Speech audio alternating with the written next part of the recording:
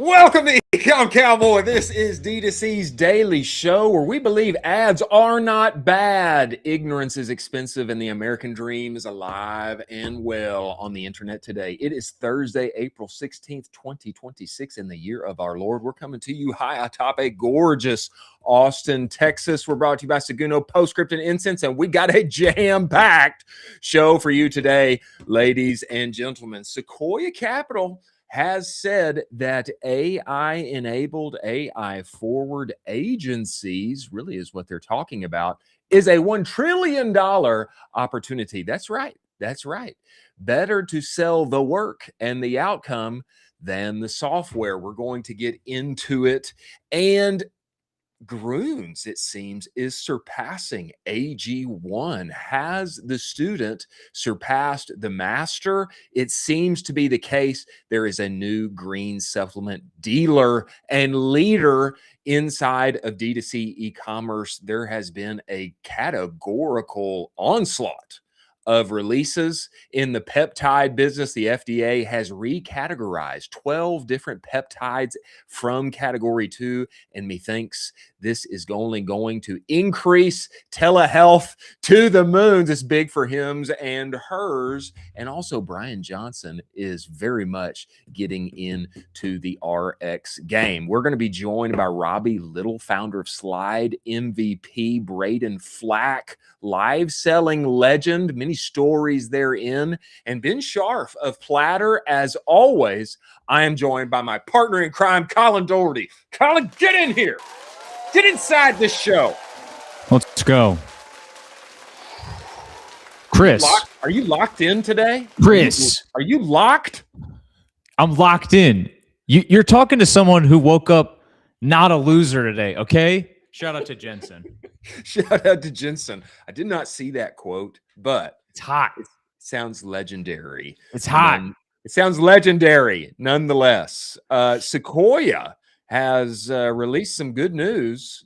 There's $1 trillion to be made. The next $1 trillion company will sell work, not software. This tweet comes to us from Guillermo Flor, who has released a kind of synthesis of Sequoia's thesis here. Sequoia says that the next $1 trillion company will sell work, not software. It is the most important reframe in AI right now. The argument, if you sell a Copilot, you're competing with every new model release. But if you sell the outcome, books closed, contracts reviewed, claims handled, every AI improvement makes your margins better, not your product obsolete. The key insight most people miss: for every $1 spent on software, there's about $6 spent on services. Now, I mean, it could be that the new AI era changes that, but this is the case. The entire SaaS playbook was about capturing the software dollar.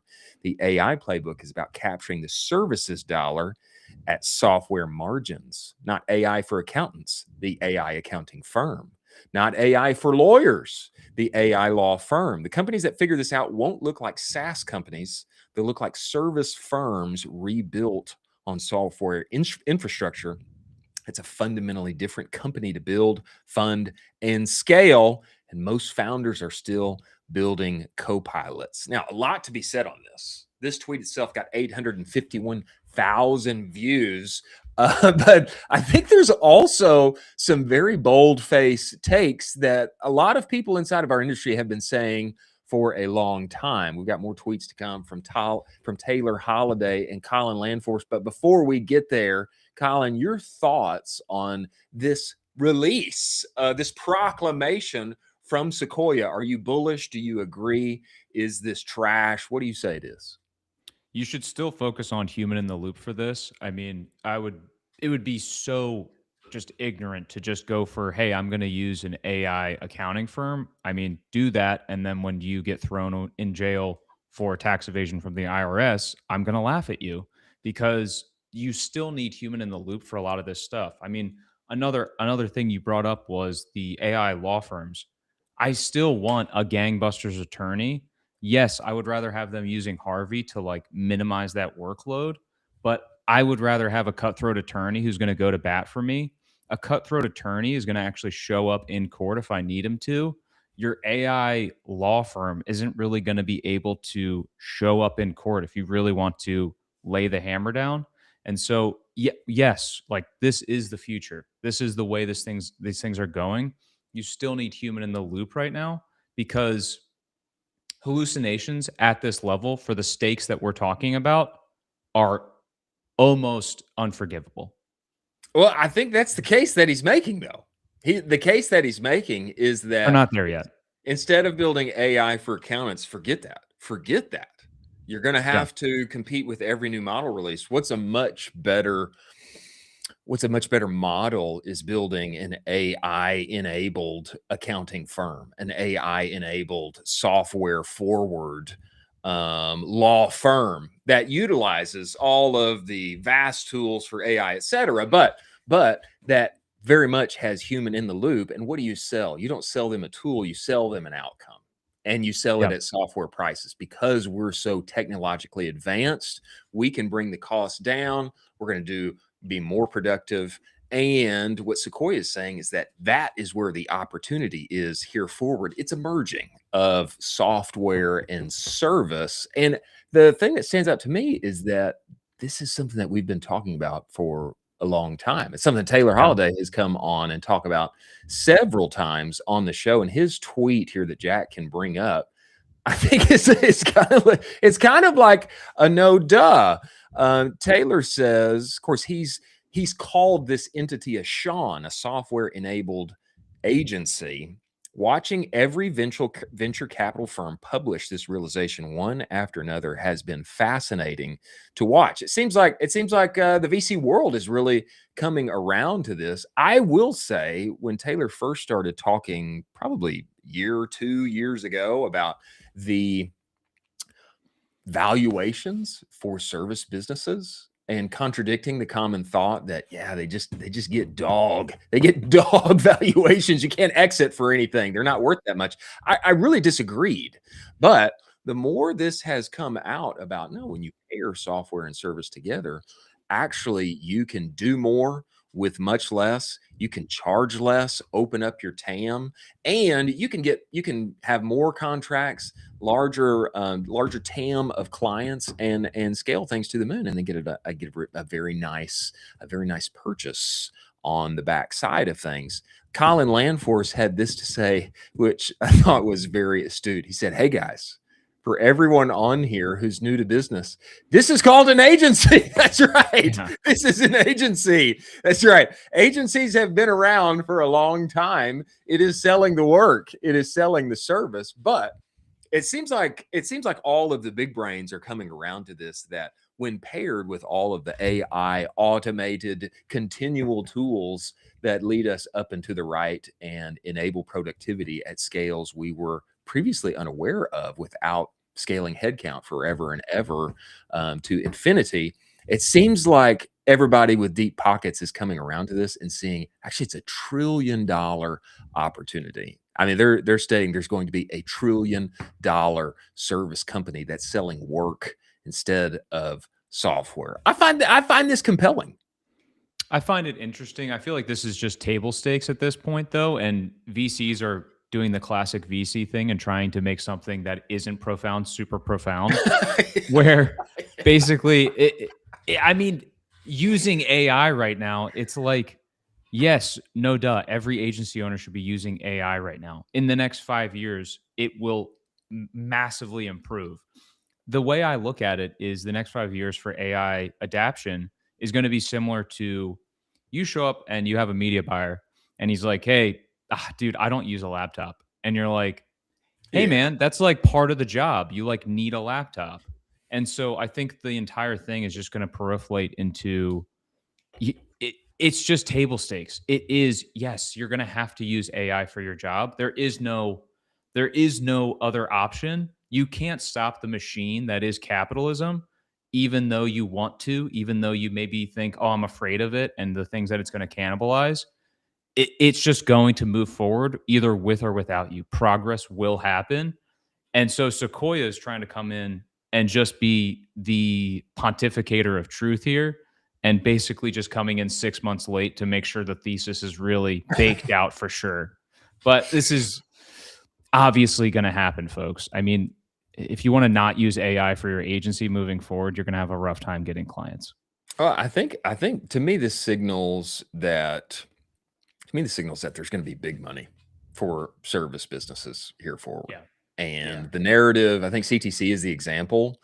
And Taylor's come on here and talked about how he's trying to drive his prices down year over year, which is like the anti thing that you want to do. Everybody wants to move up market enterprise and only charge more, but he's endeavoring to do the same in a kind of Amazonian way and bring the value back to the client, to the customer. And I think what this signals is that there's going to be big dollars to be had for agencies hereafter. Yeah, it's a no duh. Like this is selling work, it's selling outcomes. But the fact that Sequoia is saying this, the fact that we've seen people start to get acquired who are AI forward, AI enabled, and have their own kind of proprietary workflows and what they do, to me, it signals there's going to be big dollars to be had for a number of players inside of our space who are often castigated as like the dark side of the force. It may be that the next exciting acquisitions that we're talking about are not on the brand side. It's not the Grunes of the worlds. It's the logical positions, and it's the CTCs. It's the fire teams with Jess Bachman. I think there could be something really there that is landscape changing for e-commerce. There is another interesting aspect to this, which is the quote unquote bad guys of the industry, where private equity capital might shift away from HVAC, electrician, these types of businesses towards what we're talking about now, where you basically AI enable this business from ground up. You're like, all right, this has some good bones to it, but I can add all of the AI build out that I have to this type of service. Very interesting to see. We have Robbie Little, founder of Slide MVP, coming in here. But before he does, let's talk about Postscript. Ladies and gentlemen, focus is an amazing thing. Is it not? Yes, it is. When you focus, you get outsized results. And that's what Postscript is for SMS marketing. On average, people make the switch over to Postscript. They see a plus 22% increase in SMS revenue. They're the only SMS partner I know whose endeavor is to make SMS your number one revenue generator, which is a high task and a high goal. They have just released the conversational report at directtoconsumer.co/ the conversational report. What it's going to tell you is all the money you're missing out on when people actually text you back. You don't leave them on red. You don't send them an autoresponder. What do? You use Postscript's AI shopper to have conversations at scale, one-to-one, brand appropriate, brand voice with all of your product knowledge. A lot of money there to be made. You should go to Postscript, talk with them, tell them that Colin and I sent you. They also just released the one and only e-com sitcom that exists. You should go watch that just for fun. Many thanks for Postscript being part of the show. Love what they're doing in the space. Now, we have a baseball operator coming in here. This is near and dear and close to my heart because I come from the sports world. I do. I was not a baseball player, but I really cut my teeth in a significant way when I was the entire marketing team at Bruce Bolt. So all of these guys who are operating in e-com and doing things in youth sports, they are near and dear to me. I'm talking about the one and only Robbie Little, founder of Slide MVP. Robbie, get in here. Get inside the show. There he is. Chris, Colin, thanks for having me on. Absolutely. Robbie, man, we are glad to have you. I discovered you on Twitter some weeks and months ago, and I saw this sliding mat that actually lets kids practice sliding, which is it's like the worst experience ever without this thing, because you don't do it right, you hurt yourself, and then little Johnny or little Susie's crying. Mom and dad's not happy, coach is wishing that they weren't crying. So it's like, how do you actually enable this thing to happen? Brother, I would love it if you would just, for people who don't know, man, give everybody a little background on you, how you got involved in the sports world, and how the Slide MVP came to be. Yeah, no, absolutely. So thanks for the intro. Thanks for having me on. So For 13 years, I was actually in the summer camp space. We were like an ed tech company. We taught kids how to code, make video games. So I've been in a world where I've worked with kids. I was an executive for them. We actually exited for 200 million. So crazy, bro. Just a few dollars there. Yeah, just a little bit. So that was post-COVID, but nonetheless, I got to be a part of the due diligence process, sit in a lot of board meetings, VCs, really understood what folks were looking for. Your unit economics, what are your moats and so forth. Went to work for a startup CPG for 6 months, and they're high velocity hockey stick, but it just didn't work out where equity and certain things just didn't come through. So I actually took sabbatical. And while I was on sabbatical, I happened to be coaching my son's youth team. He was 6 at the time. And the question was asked, how do you slide? I was like, okay, looked it up, saw people use cardboard, slip and slides, but there was nothing. So I went to Costco, got me some pallet dividers, taped them up, looked up what kind of steps you need to teach these kids and did it. And after 15 minutes, what I saw was A, they learned, 2, they got better, and 3, they didn't want to stop. So I'm like, well, I'm on sabbatical. I don't have a job right now. Let me go down the rabbit hole. So for a month, I went through probably 30 different pieces of material and found it. And what I was looking for was, it's a tool not only for kids, but for coaches. Because no one's really ever thinking about the coach. The coach is the one who has to bring the sporting goods store to and from the field. So I needed something lightweight and that could roll. So that's kind of how it was born. And that's how this is all came to be. Man, that is, it's so smart, because what I will say is absolutely the coach is neglected. He's the one schlepping everything back and forth from the car and the sporting goods store, trying to help little Johnny and little Susie have a good experience. Man, I find this so fascinating. It seems to me like this should have already existed in the world, but you were relegated to taping cardboard boxes together and try and make this thing happen. Why didn't this exist before, Robbie? It's funny. I think I know where people stumbled along the way. So the next place after cardboard, you would go to corrugated plastic. We tried it, and that's what you would see, like your yard signs, right? Vote for this president or whatever. That cracked real easily. I thought that was it, and it didn't work. So I was like, oh, and I could see where people are like, oh, forget this. This is not worth it. There's also a robust patent that exists out there on another mat, but it's like a yoga mat, and it's pretty big. It's padded. Mine doesn't infringe on that. I ran the prior art search, kind of made sure if I'm going to do this, I need to make sure I'm not going to run into some unexpected roadblocks that something exists. So that could have tripped people up. And truthfully, I just don't think finding this material, it was luck. So, and just a very fortunate partner a lucky partner I have on the other side, on the manufacturing side. So yeah. Incredible. I mean, that's pretty unbelievable. You talk about, manufacturing and your manufacturing partner. You are proudly manufactured in the United States, if I'm not mistaken, right? That is correct. That's pretty wild to take that on. I mean, you obviously know how that affects margins. And do you think that you're going to stay always made in the US, or are you going to try to kind of go around and basically expand and have to get a bigger manufacturing partner as this thing scales up? Yeah, no, it's a fantastic question. So I, dating back to the previous, going through that experience of selling the company, the unit economics to me was almost like the most important thing from building. Yeah, so exactly. When I originally started, the contribution margin was about 58%. So I was like, okay, I have some, it's not bad. I'm now in the 70s and that's before ad spend, right? So I was able to really work incredibly hard right from the get-go. You're always negotiating. You're always keeping your costs in mind, right? Because when your margins are thin, it makes life very difficult and leaves a little room for error. And I knew how important margin was because I'm bootstrapped. I'm doing this all on my own. It's me and my wife. I have one helping me with the performance marketing side since last July. But yeah, it's really just us and some help in our warehouse. We're in a warehouse now. So we've moved out of the garage and now we're in a warehouse. Love it. Let's go.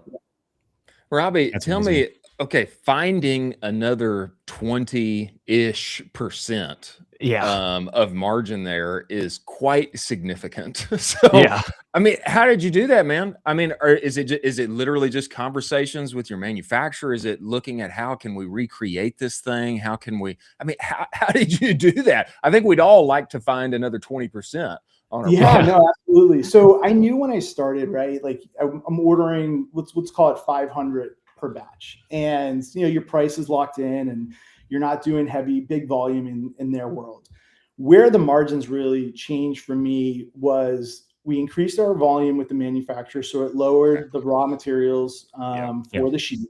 But then the printing is actually the most expensive. So really, we tried to find, the printing is very difficult with this material. Like we could get pretty scientific. Like I'm too much of a, too much science about this stuff, but the print adhesion is really a complicated thing with this particular piece of material. But we had one, and it turns out they were definitely taking advantage of me, what I found out, because I actually found someone else who could do this, and we were testing them in the background. I was bringing these mats to my clinics. So I run free clinics for organizations to see, would they uphold? Can I get kids across? Is there going to be printed heat? Is the print going to peel off? And after we did enough tests, I was like, yep, we're going to switch. So I gave the original person a chance. I was like, hey, just let's go. And he couldn't. And then when I walked, he came down $8 per mat. And I was like, listen, I'm about principle and like building long-term relationships, and to know you had $8 to drop per mat, and now you're doing it at the last minute, I'm like, I'm good. So so we found a great partner, and that's it. Relationships go a long way. So I know everyone's trying to make a buck and build their businesses, but when you establish really good relationships and do good by each other, and stand by your word, it goes a long way. I love that. I think so many brand owners basically get pigeonholed, or they kind of just they romanticize their manufacturer, and they're like, oh, we could never leave them. It's like, it is the way forward. We have to. I love the fact that you are always testing on it. You're kind of calling them, and you're running these small tests in the background to make sure that, like, hey, the priority is the business moving forward. This is what it is at the end of the day. Are you focusing on some product seeding for this? Because I see this in so many different angles for product seeding with, just off the gate, Savannah bananas. This would be the coolest thing in the world. And they're doing camps. Yeah, they're doing camps. They are. Yeah. Yeah, it'll be wild what you hear. So we actually have it with one of the banana teams. The coconuts, they approached me early on, and I have a larger size I don't sell. But last year, 2 MLB teams found me a month into launching this, and they reached out, and I was like, really? Yeah, and they're like, we want to try it out. And they tried it out, and I prepped them, like, I made this for like Little League. Like, this was not made for adults. And they're like, if you go longer and wider, we'll use it. So while I was selling last year, I was prototyping, sizing, and testing them. We now have 17 major league teams using them all across their minor league system. Yeah, so it's it's weird to think like I'm texting with MLB, first base coaches. It's just like, it's wild. Like, it's just not something I would have imagined. So, you have that happening. We got the bananas, the coconuts. When they intro themselves, they slide across 2 big mats we designed, all in their customization, because we can do that. I just don't offer it to the public yet, because that's I great. just got to get mats out. We're with professional cricket teams now. So this is where this is getting crazy. So cricket's 5 times the size of baseball and softball. And now it's being used over in the UK and Australia.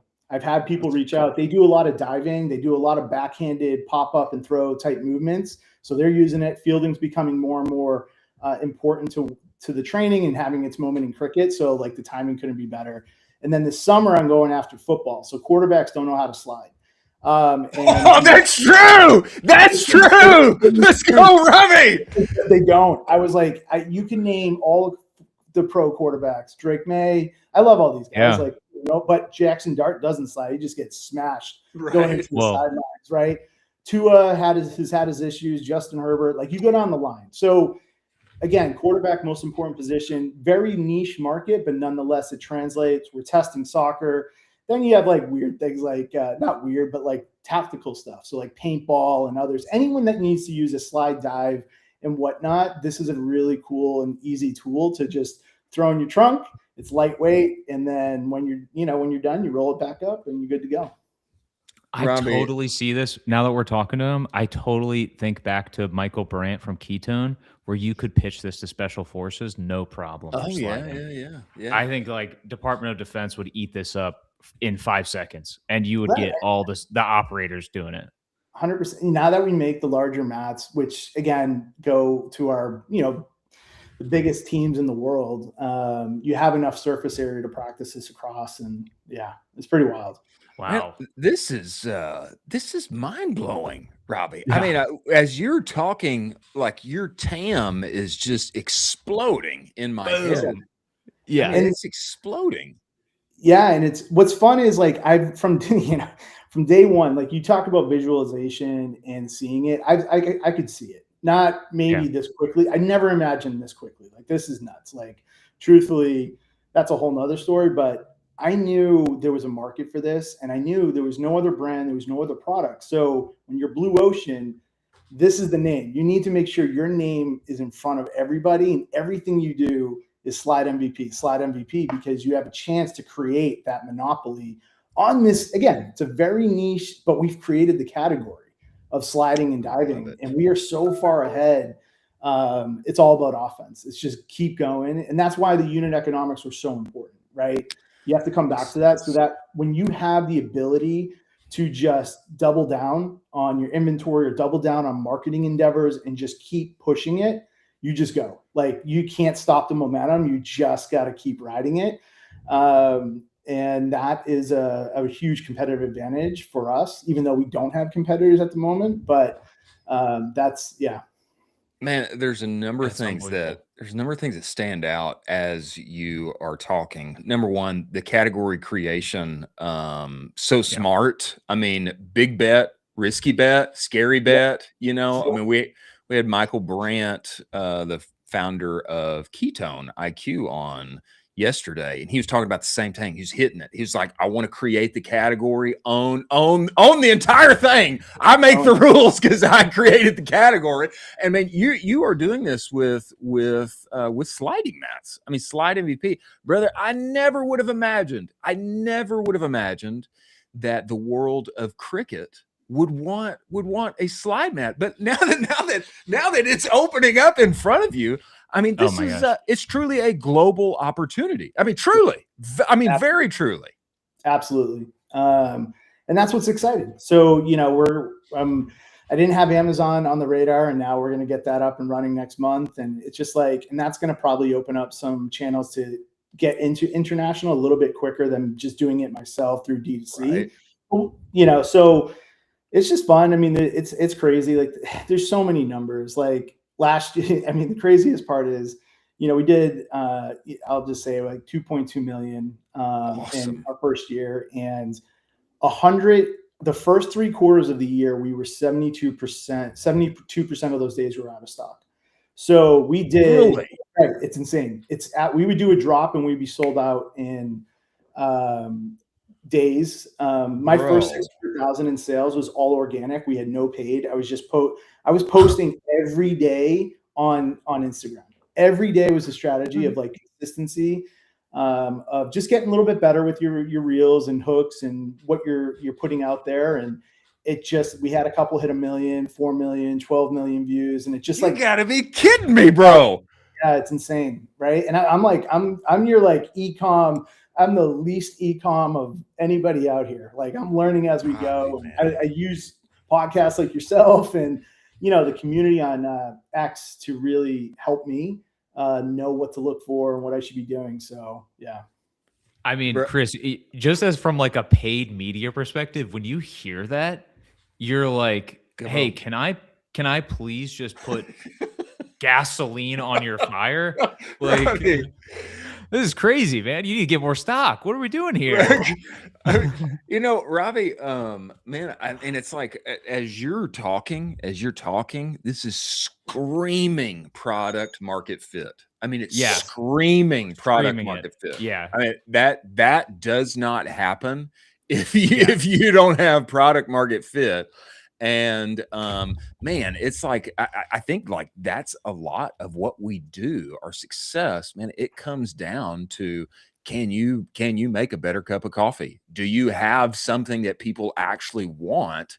Man, when you've got organic demand like that, brother, you got heat behind you. I mean, those are tailwinds, Robbie. Brother, they're going to send you to the moon. We're going to Mars with Slide MVP, man. You kind of know, but you don't. Like, I don't have a barometer. I wasn't in an agency. I wasn't in some VC group where you kind of have an idea of how these companies in the D2C space operate, right? So I kept having to go to ChatGPT. I was like, here are my numbers. Like, where does this rank? Like, how does this like stack up? And it's like, well, you're in the 7% of like all small businesses. And I was like, oh, that's like 93 percentile. I was like, oh, that's great. Wow. I was like, what about first year? And they're like, well, you're not even in 1%. It's like, it's rare what's happening. And so it's like, there's times where you appreciate it. And then there's times it's just like, there's just too much to do. And you just keep going and keep going. Oh my gosh. So yeah. Are you, I mean, you talked about it initially, the fact that you're bootstrapped right now. I mean, with the total TAM that you just talked about, are you thinking about taking on some VC capital? Because I think VCs are going to hear this and basically be salivating over you and salivating and be like, hey, here's a blank check. We need to just go. Yeah. Like, I think like anything, it's the right partner. Right. Yeah. I think, and honestly, from also a strategic standpoint. So like where could I use that help? You know, what deficiencies do I have that, or blind spots, or just things operating the business that would better help me outside of a check, right? Like checks are great. I mean, I've been approached by, you know, some folks who kind of caught wind of what I was doing. I had Shark Tank reach out. I bet I passed for this year. I just didn't have the time, nor I'm like, I'm not ready to go on. You know, like, this is actually the first time revealing a lot. So, but yeah, no, it's crazy. It's fun. I think, you know, again, I'm always open to the right opportunity, but truthfully, VCs have, sometimes it's got to align with what we're trying to do here versus just, right. Like, you know, let's get that flip in 3 years and whatnot, which I'm not opposed to, but we got something here, and I just want to see what we can, how much further we can push it.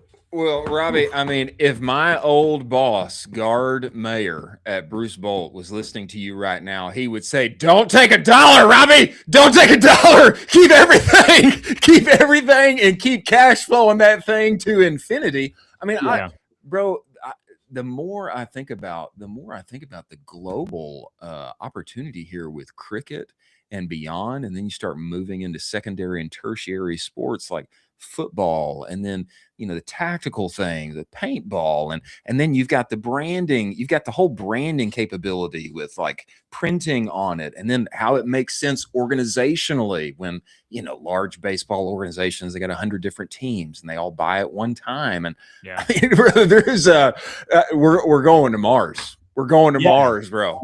I love it. Yeah, no, it feels good. You know, I will tell you the one thing that's on my mind, and I'll be curious to throw it to you guys, and is that with a company growing this fast, like this, I call it every quarter, the company is forcing you to like level up with it. So it's a big challenge for myself, but I've seen myself go through vendors, through contractors we've used, just because they were good at that period of time, but that next level, are they the right fit? And we're seeing a lot of that. And it's happening instead of being a year or 2 years, it's like you got 3 months. So can you keep going? Can you keep up with it? And that's kind of been what I'm seeing. So, Man, I think that's totally the case. I mean, do you think so, Colin? I mean, Yeah. you have to as people involved with the company, as talent, partners, et cetera. You have to evolve if you're going to Yeah. stay involved. You have to evolve. You have to level up and upskill, or somebody else has to get involved that's been there and done it before. Right. I mean, I think that's the case. You think so, Colin? Absolutely. I would say with your product as well, what we were talking with the folks at Outer Signal yesterday, this would be a crazy thing you could Oh yeah, explore because I think you already have probably A plus talent purchasing from you that you have no for idea about. sure. Just For It's hearing the sure. organic demand, I'm like, you should probably do this because it's like, I think you already have massive influencers that are purchasing from you, and that's amazing. Massive. The Shopify ding in the background. I love that. I didn't even, Uh, yeah, you just but got numb to it. yeah, I mean, this sends me down rabbit holes, Chris, of just different ways that he could scale this thing up. Crazy. Yeah, yeah, absolutely. There's a ton of connections to make there on that side. I mean, with stuff with what Outer Signal and other people are doing on that side. I mean, it's like I remember when we were at Bruce Bolt and we had the CMO of EA Sports reach out and was like, "Hey, my son loves baseball. I'd love to come and visit. Also, would you guys like to explore being in a game together?" Or, but we would have never known. We would have never Yeah, known if he did not reach out. Or yeah, actually, I think I reached out to him. I think I sent him a cold email. But anyway, it just so happened. But there's tools like Outer Signal and things like that, yeah, like that now that just capture all that data for you. Robbie, yeah. man, this is so exciting. And man, we're gonna stay attached to you and follow along, man. If there's any way that we can help on our side, brother, you just let us know. We wanna be a Yeah. help, man. You're going to the moon and beyond. I appreciate it. Yeah, no, I really do. Thanks for having me on and reaching out, Chris. I do. Wow. Yeah, thanks. I'm bullish on youth sports, baby. I'm Sure. bullish. Product This market is so fit. wild. Product market Yeah. fit. Robbie, we love it, man. And we appreciate you coming on. We look forward to having you back, brother. Thank you, man. All right, guys. Hey, thank you so much.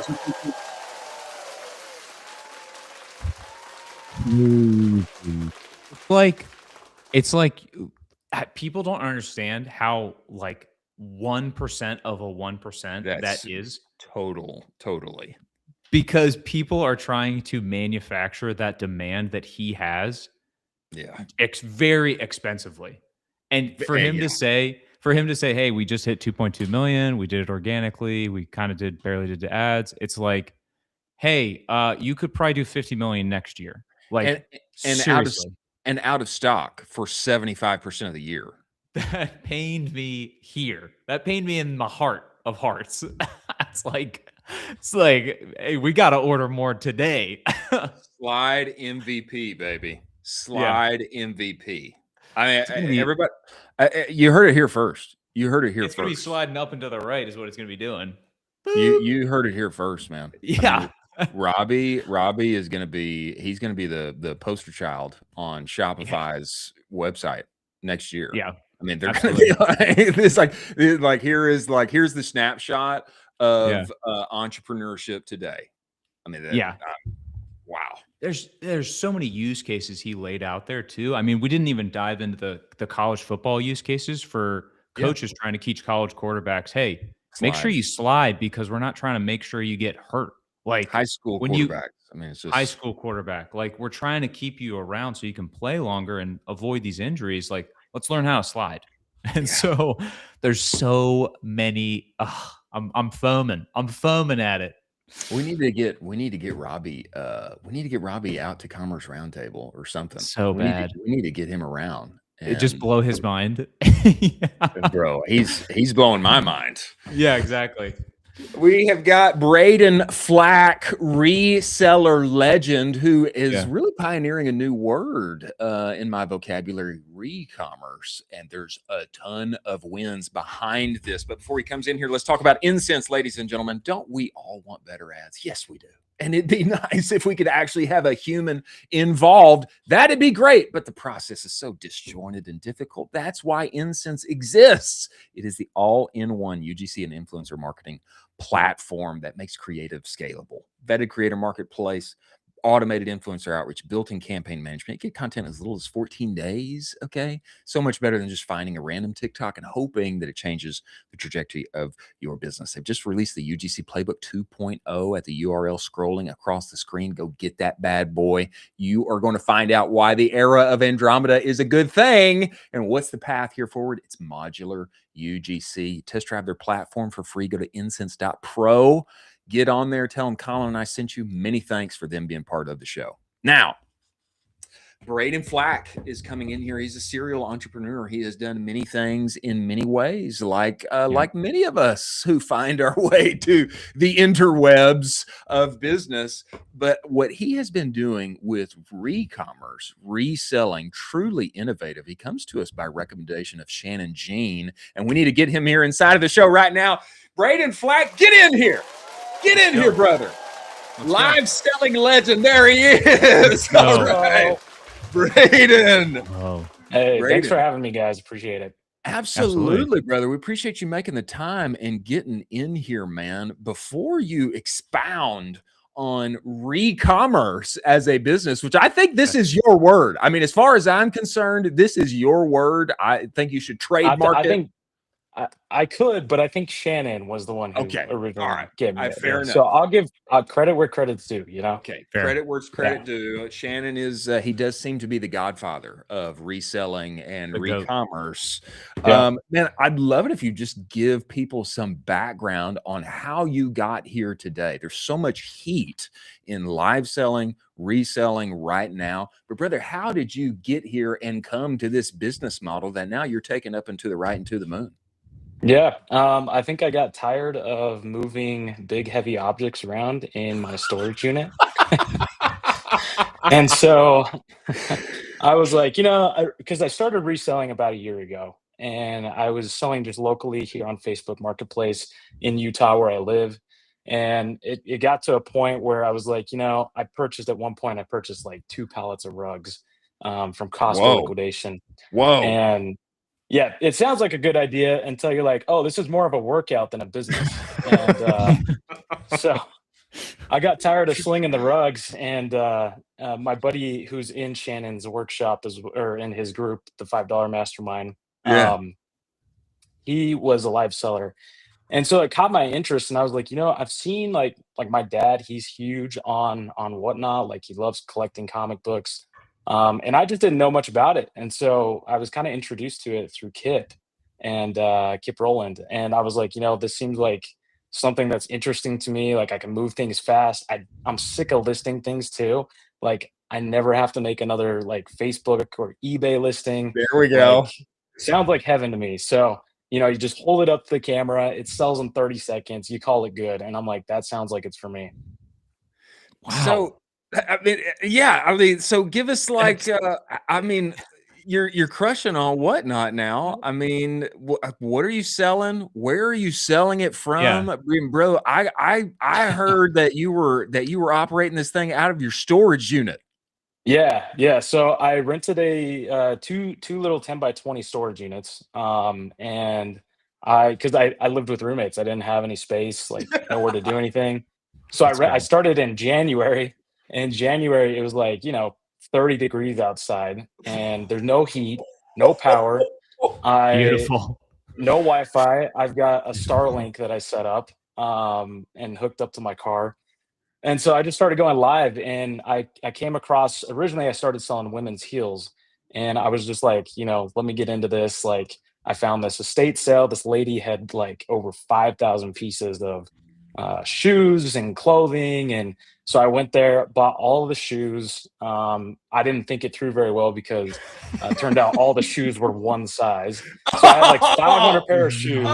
Anyway, I learned a lot though. Like I would not be here without having purchased that lot. Because otherwise I don't think I would have like invested super heavily in it because you do kind of take your lumps up front as you're learning. And trying to build and grow an audience. And so anyway, I did the shoes. wasn't for me. I definitely lost money, but I went live every single day for 4 hours a day. And some 4 days hours, bro. 4 hours a day. Some days I didn't sell a single thing. Like some days were brutal. And I was like, what am I doing with my life? You know? Whoa, bro. Yeah. So anyway, after that, I was like, I need to find a different category. Like there's too many, like fashion's very like low hanging fruit. Everyone can get it. Yeah. Everyone can sell it. And I was like, I need to pivot. So talking back and forth again, you know, with my buddy Kip, and he's like, you should look at food. And so I was like, okay, I'm gonna look at food. And a couple months previously, I remember I had bought some built puff protein bars, and I had bought them on Facebook Marketplace. Best protein bar on the planet for sure. Yeah. Anyway, I bought like 300 from her because like I'm a big fan. Like I eat them, protein bars, whatever, and I got them at a good price. And so I was like, I wonder if she's got more. So I reached out to her, and she's like, yeah, I've got thousands of these things. And I'm like, okay, it's just some mom on Facebook. How does she get thousands of Built bars? So Built Bar is here in American Fork, Utah. That's where their headquarters is, where they manufacture everything. So it's just down the road. So she knows someone there and has a hookup, and so sometimes she gets some of these bars in. So I was like, I'll buy every single one. Well, actually, first I bought like 900 of them because I was like, let's see how they do on the live selling. So I ran them on Whatnot. They absolutely crushed. I sold out in like literally 2 shows, like 900. Come on, bro. And I was like, dude, no brainer. Like this is the direction I have to go. So I went back. I was like, I'll take everything. I didn't know how many she had. Turns out I bought 17,000 bars. Oh, you're in it. That's how I'm in it, dude. I'm in it. $13,000 later, I'm in it, and I'm like, let's go, dude. Like we're slinging them. And then TikTok a couple months ago released auctions, and I am fully in on TikTok. That's where I'm selling all my stuff right now. And I've expanded from Built Puff protein bars. I still like people know me because of that, but I also am selling liquidated groceries as well. And man, you wouldn't believe people buy anything. People will buy anything. Yeah, Colin, aren't you blown away, bro? I mean, this is incredible. I also love the Built Puff bars, so that's aside. Could you Dude, talk I got us you through? anytime. Oh my gosh, you're the guy. You have 17,000. Could you talk us through a little bit about what that process is like of you actually going live and talking through these? I mean, could you talk through kind of the best practices, what it actually looks like for you to go live and actually talk through kind of like selling these as you go live? Yeah, absolutely. So I've kind of structured my show. So I'm doing auctions. So I start with putting 12 bars in a box, and we started at $1. Retail, that's about $36 if you buy them from Built or buy them from the store, right? And so I put 12 in there, start them at $1. Nobody else is doing that on the app. Nobody's doing that on Whatnot. Nobody's doing that on TikTok. You'll see a lot of people on TikTok, sitting there with affiliate trying to sell them and sling them that way. But people, if they see that it's starting at $1, it's like, it's a no-brainer offer. Like, of course I'm going to try to get these, right? Yeah. So you introduce people, they're bidding. And then I tell them, we hit this certain price point. I'm going to add 4 more bars to the box and give you 16. Most of the time it hits it, and it's all about it's all about creating, scarcity. Like you're really trying to create scarcity. And you're trying to really just get people involved. And so when I'm doing my shows, like, yes, I'm bringing energy. Yes, I'm trying to build different offers. And some of those offers, for example, like I'll do like a custom build your own box every 15,000 likes on my show. And so people are incentivized, if they want to, like, if they win and they get to pick whatever they want instead of whatever I put in there, they're rewarding me by like tapping the screen, and that's going to push me out to more people on TikTok. We just did a show and hit like 500,000 likes on the stream. It was crazy. You gotta be kidding me, bro. No, and it's dumb. It's all over protein bars. Like, what are we talking about? It's crazy. People are nuts, but that's typically how my show goes. Like last night I did about $2,000 in 2.5 hours. And it was about 60 orders total. So wow. I could do that probably every day, no problem. I think I mean, every brand should be selling. They don't need to necessarily be doing like live auctions like I do. I think it would be interesting for businesses to try it out and see where it goes, especially with their dead inventory. Like, Yeah. I think it's a no-brainer. yeah. Every single business should be doing it. Every single business I should be doing it.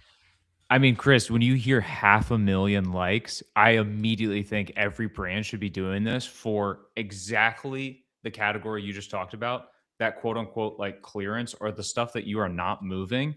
You got to Yep. turn stuff over and get it out and at least, maybe make a break even or a little bit on it. That's incredible. I mean, Chris, I don't know your thoughts on that, but it's unbelievable. Yeah, there's several things happening here, Braden, that Yeah. are mind-blowing. Okay. Number one, hearing about how you've structured this thing. I know there are a lot of legacy kind of like D2C ecom people who have done most of their business behind a keyboard. Yeah. And they love the idea of live selling, but I know that actually they are terrified to get in front of a camera and 100%. do what you're doing. They've handled literally hundreds of millions of dollars in ad spend, but to get in front of the camera and say, how do I make people buy? It's a total new realm. And you're pioneering it. And to hear how you've structured this thing with your offer, and then hey, we get here, and then we're going to add more bars and hit those likes, and we're going to make your own bar. You're going to win your own box, and you get 500 million likes. That's insane.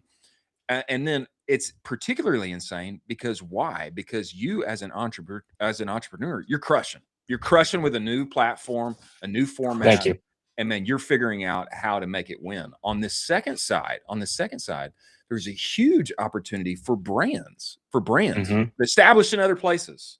And BattleBox is a great example of this. They've done so well on Whatnot. I think they're 55,000 followers deep. They have 2-3 shows a day.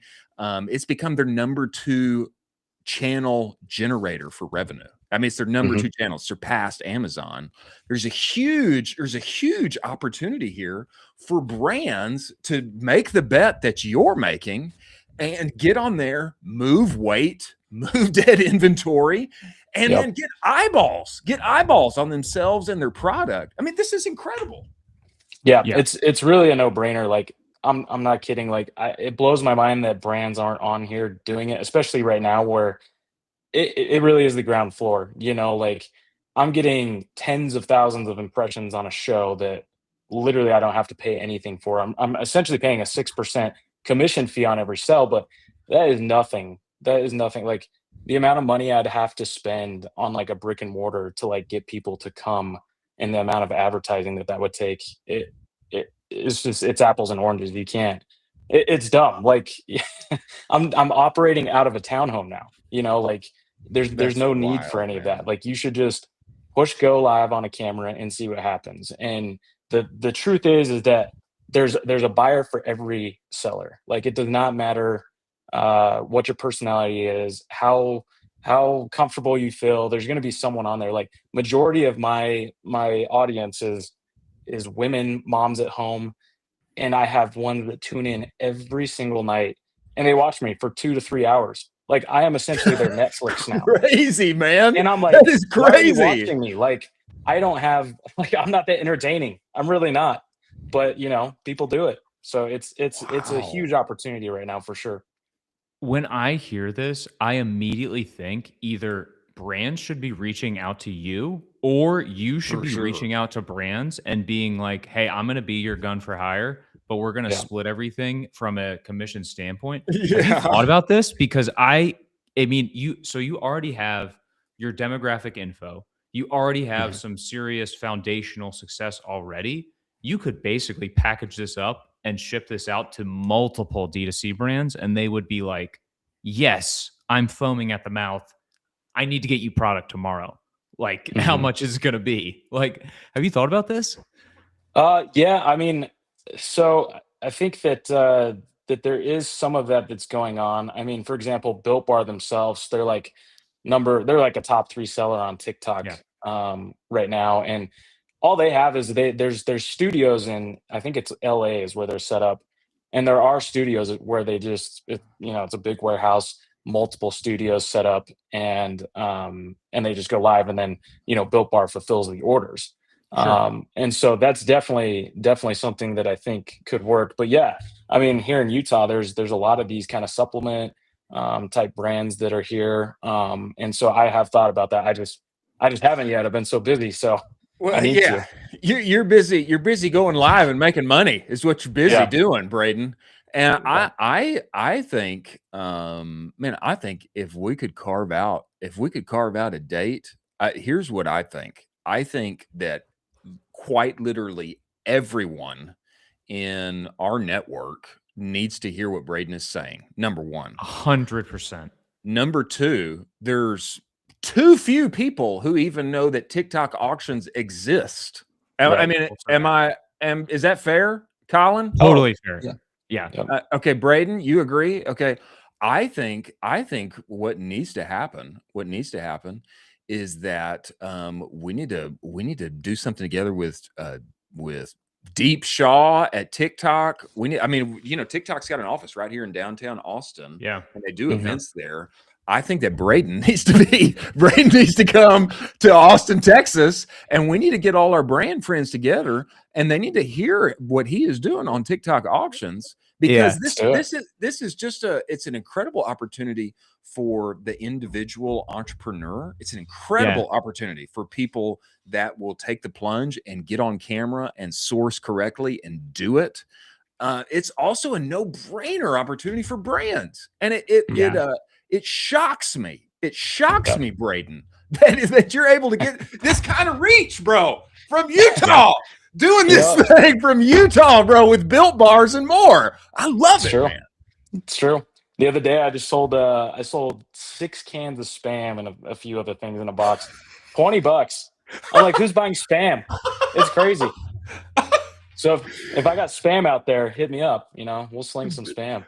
People will buy anything. Gosh. I think this is a great point. People will buy anything. Yeah, I'd love to hear your thoughts on this, Brayden. I really feel that what you're doing and what this is, TikTok, auctions, whatnot, I feel that this is QVC 2.0. I feel that 100%. Shopping as entertainment is core American culture. And even though it's not the 90s anymore, even though the dollar is worth less, that core desire has not left, and people want to buy. They want to shop. They want to buy. They want to get a deal. And man, when you're on there and man, you're surprising and you're delighting and you're building the bundle and there's scarcity and you got to do I feel like it ticks all of those boxes. And this is why this has got to be a big foundational piece of why this is working so well. I mean, do you agree? Do you agree? Oh yeah. Yeah. 100%. I think that the other thing that people don't realize, especially with the grocery product, because that's mostly what I'm selling is food right now, is that it's still a pain to get on Walmart Plus and have to like individually search and enter all of your products. It's not as fun, but what I have is I can put on a show for you and you can participate, get an amazing deal, and it still shows up at your doorstep. So it's like, I'm not saying that I'm going to be Walmart Plus or anything like that, but I'm just saying there is a market for it for sure. Yeah, 100%.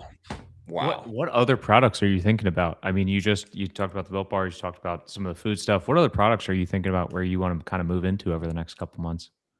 Yeah, so I've actually got some pet supplies coming that I'm going to test out and see how pet products do. Everyone's got a dog, everyone's got a cat, and you always have to buy stuff for them. So I think that that's a great potential category. I've got some health and beauty I'm kind of interested in as well. And then I think consumer electronics could be good too. I was watching a guy the other day, like he's the only one I've seen on TikTok, but he's slinging refurbished Apple stuff and HP and Windows and everything. And he's crushing it. Like he's absolutely crushing it. So that category is also interesting to me. Wow. Brayden, but the reason I like food, let me add this. Please. The reason I like food is because everyone needs it and everyone has to continue having it. It's one of those repeatable opportunities in life selling. Whereas like, someone may buy like a pair of shoes from me, but they're not going to buy one every single week from me necessarily. Yeah, sure. And if they do, they have a problem. Anyway. This is a great point. I mean, your Yeah. TAM is literally everyone. I mean, Mhm. it's giant, and they're only Yep. going to need more of it. And if they like watching you and they like getting a deal, then they'll come back and get another one. Yep. That's 100%. wild, man. That's wild. That's Well, Braden, we have got to stay connected. Man, I'm glad that we're connected now. And Absolutely. Colin, I think we need to talk with TikTok. I think we need to talk with Whatnot, and I think we need to put something together because this is Yeah. I'm so strong on this. Everybody in my network is totally asleep on this. asleep. Mhm. Totally And asleep. or they are too lazy to pick it up. And I Yeah. think Mhm. that is your opportunity. You could get from an event a portfolio of probably 10 brands the very next Oh, day bro. of we're just going to send you all of our stuff and that And you have 10 clients the next day. and Oh, you man. I would imagine you do consulting on this too. I mean, Braden, you should be you consult on I this some. literally here's the thing, guys. Like, I literally just started doing this in January. Like, it's crazy. Like, Consult for brands I'm brand so new to this too, easily. you know? That's Braden? so But yes, I great. do want to get into that for sure. Yeah. Oh Braden, my gosh. let me tell you, bro. Yeah. The things that you have learned since January, Yeah. brother, that needs to be packaged up and sold for many thousands of dollars Yes.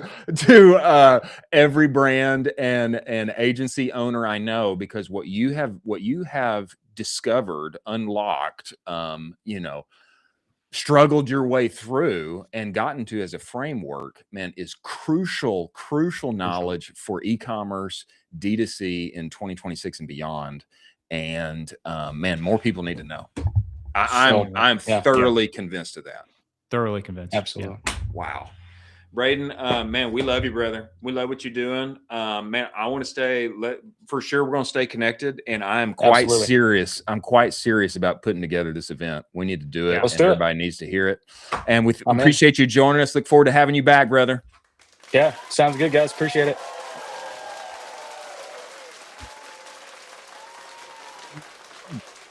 You're doing 8 figures that have no idea how to pull off what he is pulling off. And that's Bro. so serious. I freaking loved that convo so much. I actually did not think. I just didn't think like, how do you follow Robbie Little? Is what I was thinking, But I freaking love that convo with Braden so much, and I'm absolutely dead serious that Oh my gosh. there needs to be an event in right now. It's April. We got Yeah. Commerce Roundtable coming up. That's going to be crucial. 80% of the people that are coming are flying in from everywhere and beyond. I'm quite serious. In May, in June, we need to work out something. We need to work out something with TikTok, and we need to have people in house to listen to Braden talk about TikTok auctions, because this is being totally slept on. Totally slept on.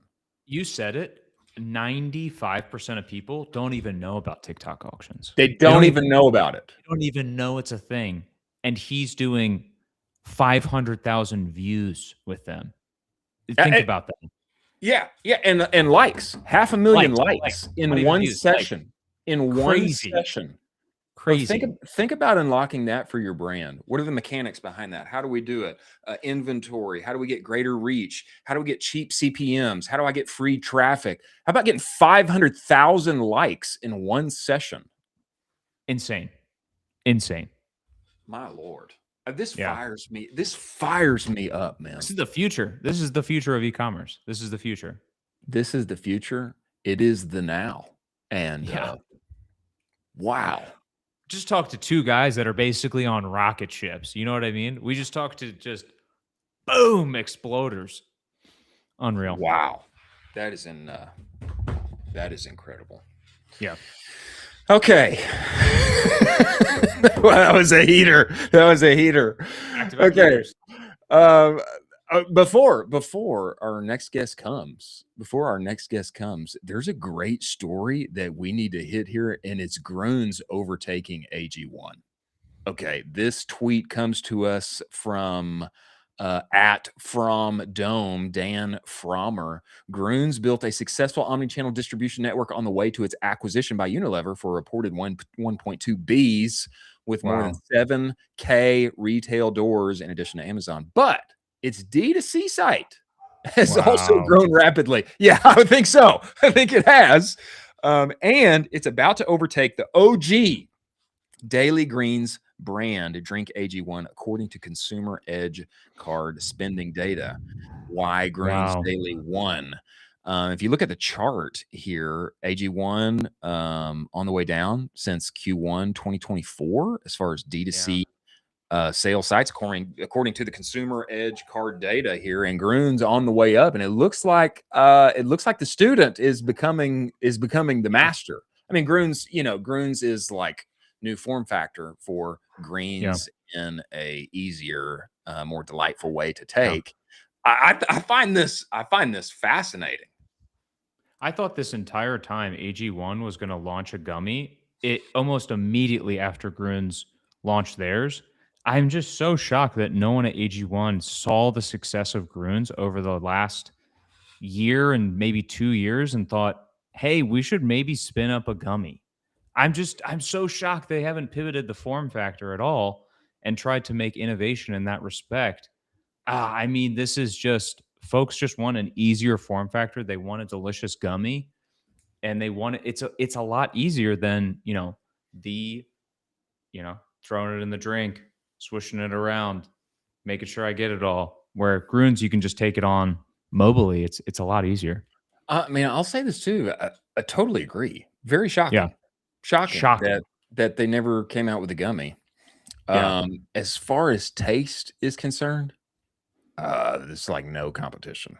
The Grunes gummy is so much better tasting, and they've got the collabs with Olipop. There's like the new flavor of the month that's out. They got the kids version. All of the things. It is a little shocking that AG1 never came out with a gummy.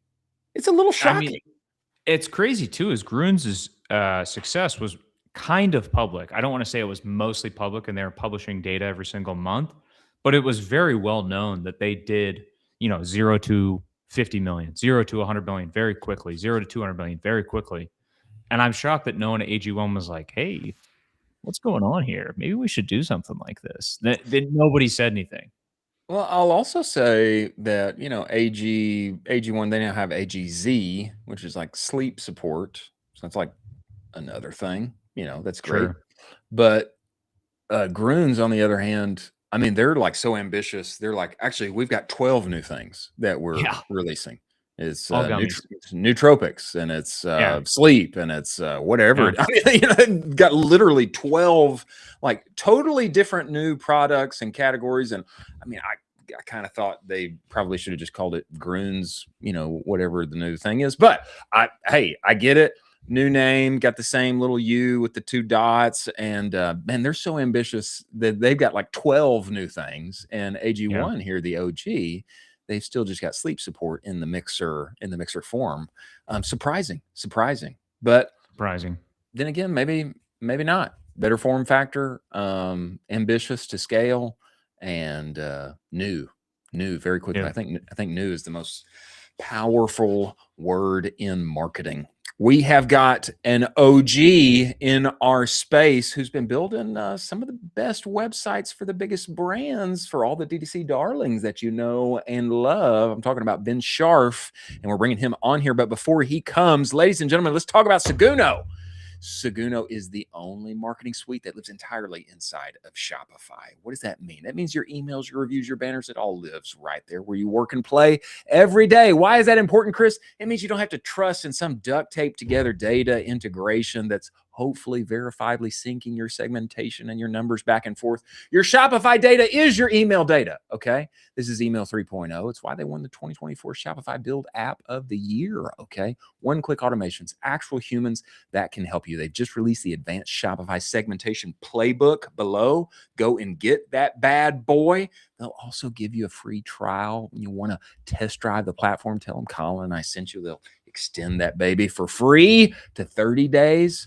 Many thanks for Siguno being part of the show. Now, we have Ben Sharf coming in here right now. He is co-founder and CEO of Platter, one of the biggest and best Shopify Platinum agencies who are building the best websites on the interwebs for all the brands that you know and love. We need to bring him in here and talk about D2C today. I'm talking about the one and only Ben Sharf. Ben, get inside this thing. Get in here. What's up, boys? There he is. Ben, welcome to the show, man. We appreciate you making the time and joining us. Thanks for having me. Absolutely. Yeah, the video is a little late. Is it the same with you, Colin? It's a little, For sure. That's okay. That's all right. But we've still got you. We've at least got you, Ben. And we're happy to have you here. Is this my fault or whose fault is this? I don't know. I don't know. You want me to try to leave and rejoin? I can try. There might be something on the Wi-Fi side, or I don't know. What do you think, Colin? Yeah, I would try to leave and rejoin. We'll cover a story. You come back in. We'll rock and roll. Just retry that Wi-Fi. Retry that Wi-Fi, Ben. We'll bring you back. Okay. All right. While he goes away, and before he returns, the more I think about Grunes and AG1, maybe it's not surprising. They are so ambitious. When they put it out that, hey, we're developing like 12 new products, I was kind of like, brothers, I don't know if this is the right move. Now I say that, they're like worth over $1 billion. Okay. But that was my thought. Like, man, I don't know, 12 new products, but you contrast that. You contrast that with the speed of development on AG1's side. They've yet to just, one little new buddy, the sleep support, I love how you're like, I don't know if this is the move. And then like 2 weeks later, it's like, yeah, we don't care. We just sold for over $1 billion, man. We really appreciate your opinion, but like we just sold for $1 billion. So exactly. Well, you know what? I thought the exact same thing too. When I first heard it, I thought, I don't know if this is the move, guys. Like, I don't know if you should be doing this. Yeah. And then a couple weeks later, hey, guys, we sold for $1 billion. Like, I don't know if, we heard your opinions and all that, but we just sold for $1 billion. So maybe they know what they're doing. Maybe they know what they're maybe they know what they're doing, and they have thus supplanted the sensei. They have supplanted and surpassed the sensei. Yeah. Okay, let's try this again. Maybe the video is a little better. Everybody, welcome to the show, Ben Sharf. Ben, get inside this show. Let's see. Let's go. Are we better? I think no. It's okay. It's okay. It's okay. We're jamming. Okay. We're jamming. Let's do it. We're jamming. Man, I would love if you would give everybody background on you. I know you guys are crushing at Platter, and I've heard interesting things about Platter Plus. I've heard interesting thing about smart themes. But before we get there, man, just give everybody background on you. How did you get here today? And now you guys are one of the premier Shopify partners and building the most winsome websites on the interwebs, man. Yeah. First of all, I appreciate you guys having me on here. I love what you guys are cooking up over here in our corner of the internet. Quick background on myself. I was working at a company called GoPuff before starting Platter. Oh, yeah. And I was building out a business unit there to enable instant delivery from .com websites. So the idea was that you could leverage the GoPuff fulfillment network to enable the 30-minute delivery from a .com purchase. And so crazy.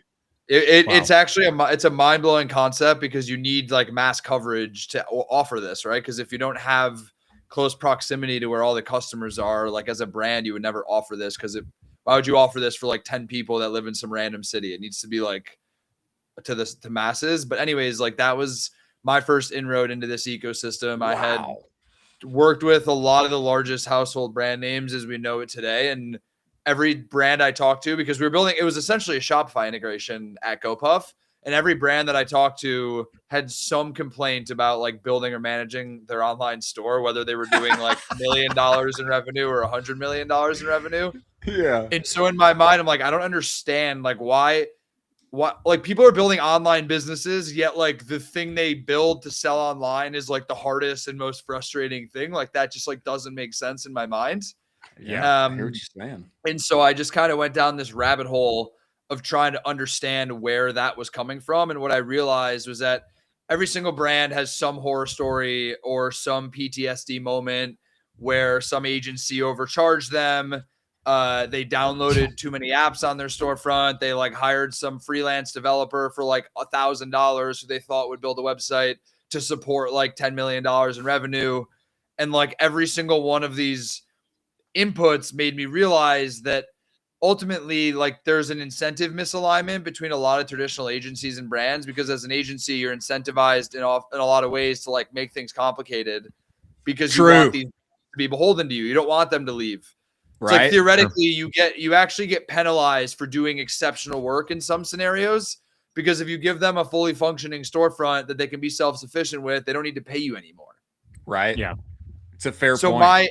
So that was kind of like the first insight we had when we started this business 4.5 years ago. So the idea was, okay, well, if we could build a software product that consolidated a lot of the most popular features that brands are asking for and then offered a service in tandem with it, we could essentially just give you more for less and like enable a lot more operational efficiencies within your business. Like I've always said, I never want to build a reputation as a business off like predatory behavior where the only reason you're paying me is because you can't live without me.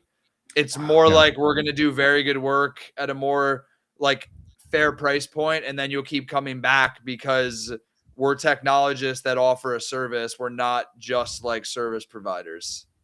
Smart. And I mean, the thesis I think has proven to work because we were one of the fastest growing agencies to ever achieve platinum status. We've built over 200 stores in 4 years, which I think based on numbers I've heard in this industry is pretty unmatched.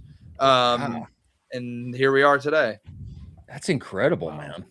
Well, I mean, That's your thesis and your framing and your approach has really borne out, and I mean, it solves a real quagmire that you're underlying there, which is, sometimes you're an agency, it's like if it's confusing and you always need me, actually that's better, but I like the approach that you're coming from here. That's really unique. Sorry, go ahead, Colin. Yeah, absolutely. I was going to say, I mean, you've gone through, you just said 200 different build outs. I mean, that's absolutely unbelievable. I've gone through a couple myself, and I wanted to take my head and basically shove it through a concrete slab. And so your patience for that is unbelievable. Could you talk us through some of those like best practices that you've seen? Because I'm sure you have a through line through this where you have seen a ton of different repeating trends throughout. I mean, 200 in now. Yeah. I mean, we've worked with brands across every price point, SKU count, size, vertical, you name it. So like I preface this always in saying that there are definitely different things that apply. Are you selling a $500 necklace or are you selling $20 supplements? Like the advice there will always vary depending on that. But I would say like more holistically, like things that we've realized that apply to like most brands. I mean, I'll preface this in saying one of the biggest learnings I've had, which has informed me as an operator more broadly, is just that a lot of people make the assumption that things are 10 times more logical than they really are. Like all because you're a subject matter expert or all because you know something, do not assume that anyone else does also. And so the reason I preface it with that is so many brands make the mistake of assuming that when someone lands on their website, they know who you are, they know what you sell. They understand like how you're making the product. Like you assume that they just trust you, but like you haven't given them a reason to. Yeah, it's fair. Give your website to a 10-year-old and give your website to a 70-year-old. Are they able to actually navigate through it and buy a product? That's a great point. Because most people just overcomplicate things because they want to sound smart or look smart, but it's really just like the dummy test. When you land on the hero section of a website, what am I selling you? And why should I trust you? Yeah. Like those are the things to be asking. Because if I'm landing on a new website, I'm going to be like, okay, has anyone else used this product? Are there any like news outlets? Are there any influencers? Are there any studies? Why should I trust this? And if I do trust it, like how easy is it for me to buy it? Right. Are you minimizing the number of clicks in that funnel to just let someone pay you as fast as possible? Or are you not actually showing them why they should buy from you and also not making it easy for them to do so if they want to? Yeah. Wow. It totally makes sense. It totally makes sense. And I would love you to just tickle the twine down the 3-point line here a little bit on smart themes. I mean, I say this because I have heard that maybe what you guys are doing with your smart themes can replace a bunch of app categories. I know I personally have experienced great distress with apps and old apps that were attached to my store. I mean, I'll just give you one example. Just about every brand that I know, you get inside of there, they got 20 different apps, half of them they don't use. And then I even know I had a friend not too long ago where he actually went inside of the code and got a bunch of that dead code from old apps that weren't being used, got it out of there, and his CPMs got cut in half. I mean, his CPMs dropped in half afterward. And there's like no connection where they're like, hey, it was definitely the app code that did it or whatever. But it's just like, it's at least there. It happened at the same time. I mean, tell us about what you're doing on that side. And is apps and too many apps, does it become a quagmire that people have to step through and causes them website performance loss? Well, I think one thing that a lot of people don't know is when you download an app to your storefront and then you delete the app, to your point, the code stays there. It stays there. And a lot of people don't realize this. Like if you're managing the same storefront for 5 to 7 years and you've installed and deleted 150 applications, it's just an absolute spider web. Dude, we've had brands that are doing $50 million. You know what? I'll go even higher than that. I'm not going to name the brand. We have a brand that does $1 billion in revenue that told us that it takes them 2 weeks to make a landing page. Seriously? Oh, $1 billion in revenue. Wow. Whoa. So like when you just talk about like complexity, right? So having homegrown solutions, having like a ton of outdated code that was just never cleaned up. It's just like a compounding effect that like it might take 6 months. It might take 2 years until you actually feel it and see it and understand it. But our whole thesis with like building our own Shopify theme and our own Shopify app was that if we can build a lot of the most popular features that brands are asking for into one product suite, we can offer you incrementality around like not needing as many apps on your storefront. Because there are a lot of amazing Shopify apps that exist. Don't get me wrong. But there are also a lot of apps that are just like very small features that are like little widgets that don't need to live inside of its own application. Yeah. And so when you try to like piecemeal together a lot of these little things, instead of having like one cohesive infrastructure that maybe encapsulates a lot of it, you end up just getting into these very troubling places that you might not realize until a couple years later. But when you're doing 8 figures in revenue and you're trying to like add a new section to your page and you need to like pay a developer to spend 2 weeks to do it, then you're like, wait, what did I do wrong? And then you start to backtrack. You're like, okay, well, I had 7 agencies, 4 freelancers, and 150 apps in and out of the same code base. Like, no shit, it's not going to work. Yeah, that's a problem. That's hilarious, man. I mean, so I'm pretty sure you recently just hit platinum, which is a massive success. Very, very few agencies have achieved that. What is kind of your roadmap moving forward in the next couple months for 2026 as we approach the rest of 2026? How are you thinking about that? I mean, this is an insane achievement that you just had. And so how do you go up from here? What is the next step? Yeah, I think, the obvious elephant in the room that everyone talks about is like, how is AI going to impact any business for that matter? Yeah.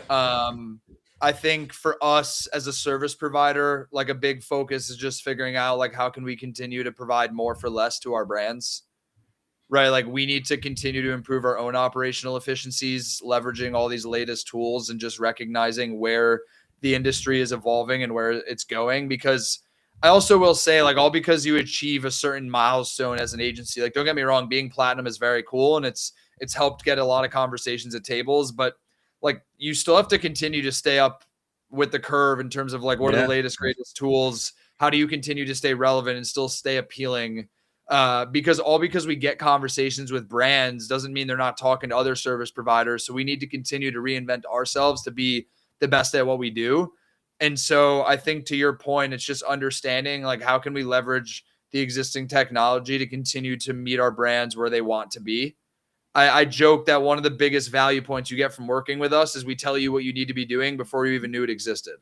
Like the way I frame it to brands is like when you're a brand operator, the online store is just one segment of a million things that you need to focus on, right? Like you have marketing, product design, like actual go-to-market, hiring, like everything that goes into building a business. The e-com website is one little thing. So let us be the nerds that obsess over this hyper niche one thing. And we'll tell you like what you should be doing and how you should be doing it, and trust that like it's our job to make sure that you guys are staying ahead of the curve so that you're not left behind when everyone else is using these new tools that you didn't even know existed. Yeah. Wow. I love your I'm coming back to this again because you just brought it up again. I love your kind of foundational framing on this thing. I truly believe that the path forward in 2026 on the services side is thinking this, how now with the new tools, how can I do more for less? I do think that's the case. And it's like upside down. It's upside down, from the traditional, kind of agency path, which I have been on many times. It's upside down. Usually you think like, okay, yeah, we're getting better. We're doing more. Now I want to charge more than ever. But with the inversion of AI and all its capabilities, it's like now having this thought of how can we mold and mesh software and service together, AI, its capabilities, and now how can we deliver even more value at the same or even a lower price? I think it gives you a way to win in this kind of new era of e-commerce. I think that's a winner, Ben. I mean, I think it's just having foresight into where we're going, right? Like I think in the short to medium term, you can probably continue to charge more and increase your margins, but it's inevitable that there will be an inflection point where these tools will be accessible to the masses and you will have to reinvent yourself. And if you wait till the 11th hour to do it, like you're probably going to be, caught dead in your tracks. So I think it's just, we can't lie to ourselves about where things are going, or else we're going to continue to lie to ourselves until the truth is right in front of us. And no one is going to pay you what you want for the things you're providing because there's so much innovation happening right in front of us. Wow. Yeah. Ben, I mean, man, we love what you're doing. I mean, people need to go and talk with you. I mean, Ministry of Supply, Everyman Jack, Obvi, Pet Honesty, G Fuel, Bleacher Report, probably my favorite one. Man, if people want to talk with you, work with you, scope out what's going on, where do they go? Where do they find you? How can they get some of your mind share, brother? They can just email me. It's ben@platter.com. Ben@platter.com. Easy. Awesome, man. Well, we appreciate you coming on the show. We look forward to having you back, and we appreciate what you're doing in the space, brother. Thank you, man. Thanks, boys. Appreciate it. Wow. Innovative. That the idea of there's a bunch of code from stuff that I've downloaded on my store. Still there. Is a nightmare to me because you know the operators are just going through and you're downloading stuff and you're like, this might work. Let me get it really quick. Yeah. Oh, this might work. I'll get it really quick. And then you look back in 12 months and you have 160 app codes downloaded and it is a nightmare for your store. Yeah, you do. Yeah. That is an absolute mess is what it is. And that's why you need to work with people like Ben to get all that stuff out of there. And I do know cases where, man, people got all that stuff out of there and all of a sudden their ad performance like crazy skyrocketed. I don't know if there's causation, but there was at least correlation. Okay. Plus site speed too. Yeah. Site speed. Huge. All of those things. Last batch of stories here. We got, at least 5 great ones. Really, we have 8, but why don't we hit these 5 and talk through it here? The FDA has removed 12 peptides from category 2 and you tagged this one, and I think you got some juice on it. This seems to be a very big deal for all of our friends in telehealth and everybody who's selling peptides. Colin, what do you think of this? What do you think of this? When I first read it, I was like, I don't know what category 2 is. Seems like hims and hers are going to have more things to sell. What do you make of this? You're not bullish enough on the peptide bros. I am saying this right now. Basically, what is happening is the folks that we know, we had John Mark on the show, they are about to get a bunch of new ammo that they can sell because all of this is going to start to become legalized as you have these new peptides get introduced. They're going to become more mainstream. Guys like Huberman are actually talking pretty exponentially about BPC 157. This is starting to enter into the zeitgeist, the mainstream outside of the tech bros, the VC bros that are blasting them to the gills. This is going to be crazy. Yes, you hit the nail on the head. Companies like Hims are going to now have expanded inventory, and it's going to be pretty wild how much stuff is about to hit the market and make people a boatload of money. They've got 12 things listed here. I'll just read some of them, but they sound like they're coming from they're coming from outer space. I They're think all this is part of the problem. Yeah, they all sound like Russian experiments. You know what I mean? They it's do. It's like, what am I putting in my body? I'm putting semantics in my body. Got it. Cool. And Yeah. I assume it requires a needle. BPC 157 thymosin beta 4 epitalin GHKCU MOTS C DSIP dihexaacetate ibutamorin mesylate melatonin 2 not melatonin, melanotin 2 KPV Samax cathelicidin LL37. I mean, my point is that there's a problem here with peptide. Here's my problem. It sounds like it's coming from Mars. Exactly. It sounds like it's coming from an Eastern European language that was spoken 1,000 years ago that nobody speaks anymore. And it just like it enters my ear and it means nothing. These things need to be renamed. Somebody needs to, if it helps you sleep better, they should call it Better Sleep. You know what I'm saying? Yeah. There's a branding problem right now. They've got a messaging problem. They've got a marketing problem. They've got a branding problem. If it's going to help me think better, then they need to call it Strong Brain. You know what I'm saying?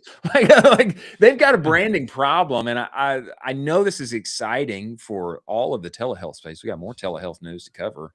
There's probably going to be more billion-dollar, one-man brands created as a result, like MedV, but they need a different name.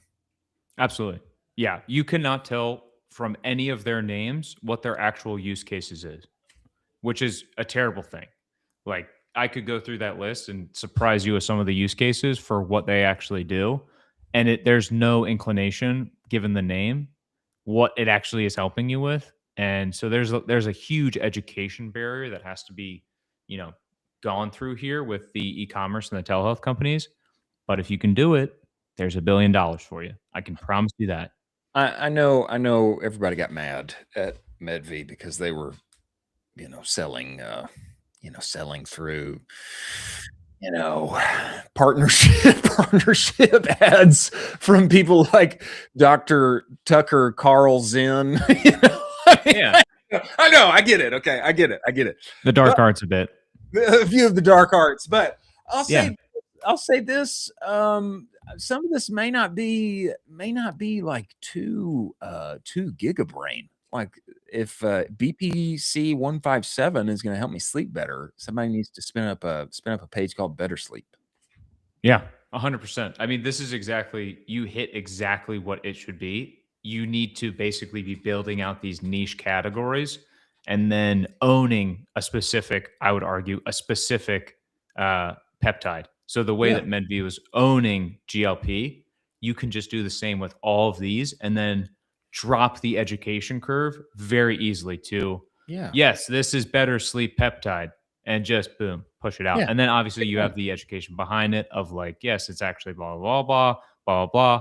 But this is the opportunity. And you can build very, very quickly multi-million-dollar brands. In addition, on the telehealth side, Brian Johnson is thoroughly in the game. Yes. This is breaking news from Jeff Tang on X. Breaking blueprint. Brian Johnson announces RX platform. RX stands for pharmaceuticals, drugs platform. Telehealth is eating the world, he says. And he's got a screenshot of the email. And then the website, I will say the website looks good. The website looks great. I'm on it right now. I mean, it looks very pro. Right up there at the top, it's got RX Brian Johnson. Here's the part I don't really like. Just say it again, but I'm like scrolling through here. It's like metformin, oral minoxidil, tretinoin 0.025% estradiol. I don't know what none of those mean. I don't know what any of them means. But what are your thoughts here on Brian stepping forward here into the pharmaceutical game with Blueprint attached? What do you think of this?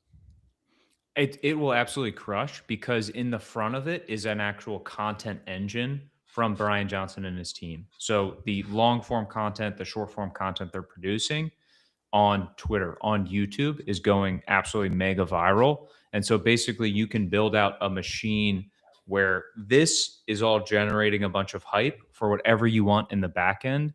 Usually that was an e-commerce brand, but now he is actually pushing what is an RX platform.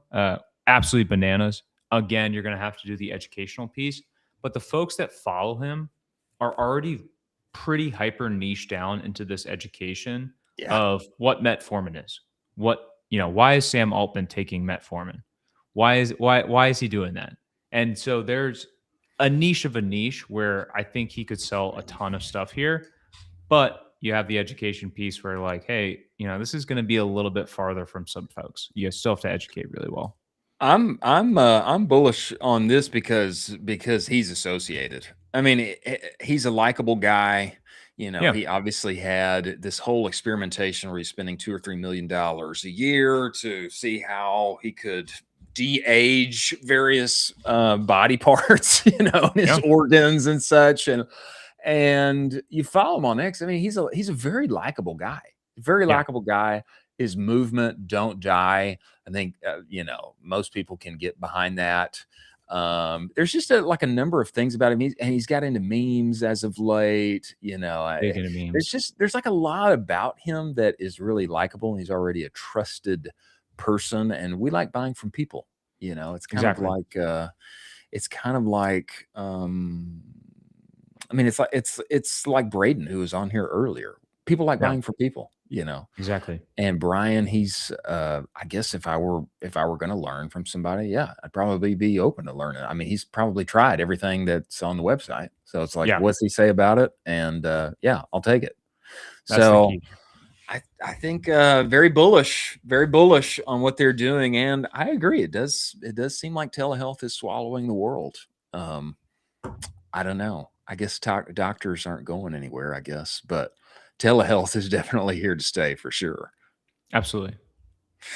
New IG ads feature just dropped. This comes to us from Bing Hot, Barry Hot. And Jack, I think we need to be able to watch these videos here.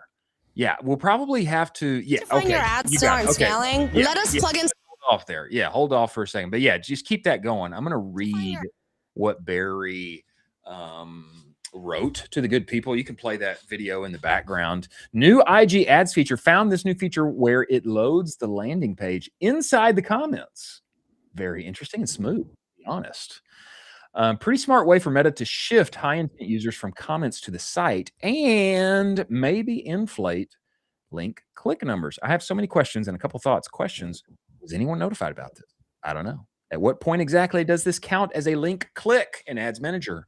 When the full page takes over the whole screen? Not sure. How is this impacting external tracking? This will surely track more visits and bounces. Is this a new trick for Meta to gobble up more externally measured attribution credit? What determines if your page gets shown here or doesn't? I'm still seeing ads that don't do this. Thoughts? Seems like landing pages with highly relevant and potent headlines and imagery will help win here. B, don't let your cookie consent bar block your entire page's content in this little view. And Jack's had the video here playing. Can you show us the next video, Jack? I do think this thing looks better. Okay, if you are an e-commerce brand and you are not using Okay, this is an Outer Signal ad from our boy Noah. And look how smooth it is. I mean, it is smooth, isn't it? Wow, this is unbelievable. I mean, just when Meta, they make me not like them. They do the things that make me not like them. Then they start to release things, and I'm back in. They pull me back in. They pulled you back in. And I love this. And I hate that I love it. And it's amazing. It's closing the gap. It's helping conversion rate, most likely. I hate it, but I absolutely love it. I like it that people, you don't even have to click now to see my LP. I mean, that is juicy. That's juicy. Really nice. I did not know this. Actually, this this tweet actually is from months ago. It's February 19th. I'm surprised that I didn't know about it till now. But he released some more info on this as of yesterday. Go to our next tweet here, Jack. Oh, yeah, you're already there. You're already there. Traffic up and conversion rate down lately? Here are two of the causes. Meta made ads more link clicky. Swiping up to view comments on Reels, see post below, or tapping to expand feed ads can now drive link clicks to site. Number two, the click attribution change from late March. Meta is literally pushing more spend to ads that get more link clicks, so it can attribute more conversions to them. I think he brings up a good point here, and it does make sense with this functionality why traffic would be up and conversion rate down. There's been a lot of tears and crying and bemoaning on the timeline as of late regarding the click attribution change, but it makes a lot of sense. I actually like this functionality though. I love the way it looks. I'm surprised that I haven't seen it. Maybe I haven't spent enough time on Instagram, but I'm a big fan. And it seems like if you got to win some LP, it could drive some more monies. Big fan. I like the release. Good job, Meta. You pulled me back in. Way to go, Meta. Okay, next to last here. Did you know, Colin? I know this will be up your alley. I think you're going to like this one. We can all now disable YouTube Shorts. You can. Good. You can do it. You can actually disable YouTube Shorts. This comes to us from Autism Capital. Life pro tip, you can now disable Shorts in the YouTube app. Go to settings, top right gear icon, time management, daily limits, Shorts feed limit, select 0 minutes. Boom. Shorts gone. Hallelujah. Nature has healed. Prayer hands emojis. I will say there has been an outcry on YouTube. You know, it's like, I just want to see like the people that I subscribe to. Like, why can't I see them? I'm flooded with Shorts. Now, I will say on the advertising side, and we just had Brett Curry on here, and actually David Herman has talked about this as well. YouTube Shorts can be a good place for some top of funnel awareness and reach and such. It can be a good placement for that. But just on the daily life side, do I need more short form video to fry my brain? I don't think so. I'm inclined to try this. I think I'll actually do it so that my attention span lasts a little longer and I can recover it. You feel the same? I know that you do. I know that you agree with this one. Yeah, I also think it's the form factor of the platform. When I'm going to YouTube, I actually intentionally am trying to enjoy a longer form video. Intentionally. I'm trying to watch a 5-minute video. I'm trying to watch a 14-minute video. I'm trying to watch a 30-minute video, a 45-minute, an hour and a half podcast, something along those lines. I'm not really trying to go and consume Shorts.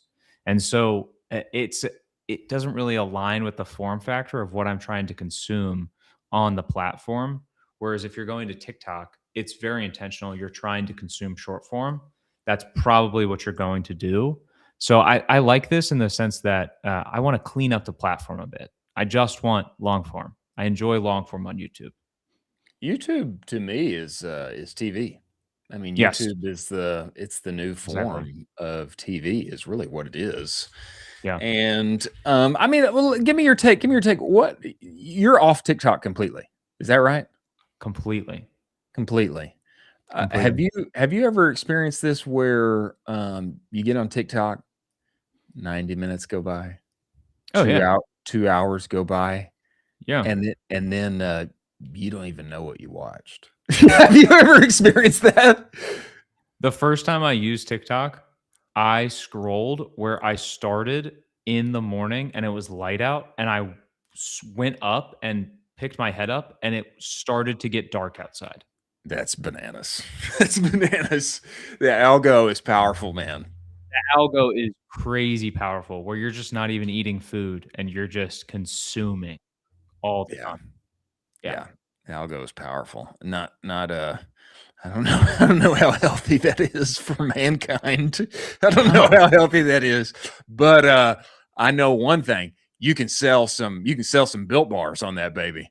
You can sell some Built Bars on that baby, like our boy Braden Flack. You surely can.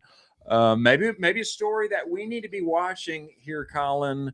Agentic podcasts have arrived. AI generated podcasts have come to Wall Street. This is from Anthony Pompliano, from the legendary Pomp family, who all seem to be niche media stars. Today, we are launching the first agentic podcast on Wall Street. The show, Best Stocks, is 100% generated by AI. Each episode is based off our agentic research articles. Synthetic AI content will be more popular than human created content. I can't believe that. The last piece I feel like is too much of a hot take. I just cannot believe that AI generated content will, synthetic AI content will be more popular than human created content. I mean, I don't know. Maybe that's not too much of a stretch. No, I think people want to listen to people at the end of the day. They want to listen to the main, thought leaders in their space. They want to listen to actually educated people talk about some of the biggest pieces in their industry. And so I don't think people want a fully AI-ified podcast at the end of the day. Not quite yet, at least. I wonder, though, with a subject matter like stocks, I mean, part of me is inclined to say, actually, maybe AI knows better than me. I don't know. I don't know what I'm doing with stocks. I think it's going to do great, and then it doesn't. Maybe the AI knows more than I do. Maybe the subject matter would incline one to listen to the bots a little more. No, I think it's the form factor. I don't want to listen to the bots about certain topics and not even stocks. I don't want to listen to. I would rather listen to a couple of select folks in the actual space itself with a history of success. I would too. And a 4.3 star rating right now on Spotify. I wonder if this hits. I wonder where else it could translate. Maybe fantasy football. I don't know if there's a fantasy football pod that could be run by AI. But here's what I'll say. I know there's been a ton of YouTube channels that were getting all of the views on shorts with Slopadopoulos, and the AI Slopocalypse came, and YouTube banned a bunch of them. I think in favor of their own kind of form of AI, Slopadopoulos, that is coming. But I want to listen to humans.